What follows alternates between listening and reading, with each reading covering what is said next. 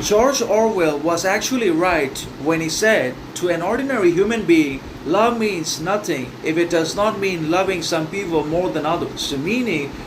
to a man of ordinary and simple and easy character, intelligence, depth, morality, maturity, and individuality, or to the human being that does not have these qualities and virtues within himself or inside of his character and action, will not be able to, or he's not going to be able to understand love in its absolute nature, in its entirety, as well as for what it is capable of thinking, doing, and basically becoming in its life, and what it actually represents through its virtue, character, and significance in one way or another. And I'm referring particularly to the love and not the person. So the man of little to no character, authenticity, morality, individuality, and sovereignty is never going to be able to, or he will just not be able to understand love absolutely, and obviously consider its significance, importance, morality, maturity, and need and requirement in one's life. And he will also not be able to, because of his ordinary nature, and also because of his lack or absence of qualities, virtues, and values within himself, as well as in his character and action.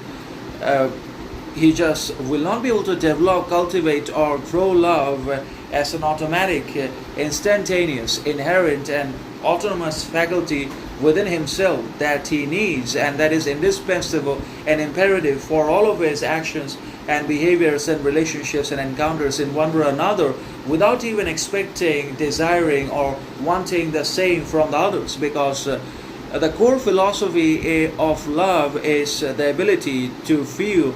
give, and do, particularly for the others and not just oneself, without any desires, expectancies, or without even asking for anything from anyone in return for the love that we feel and that we give to the person or to the others. So that's the core philosophy and the fundamental principle of love that should be understood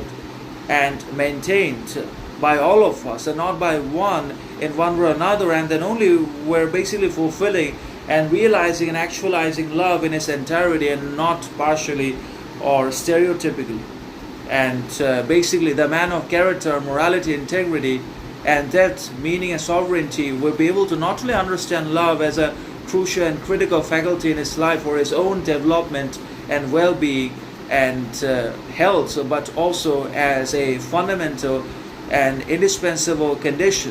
for the development of relationships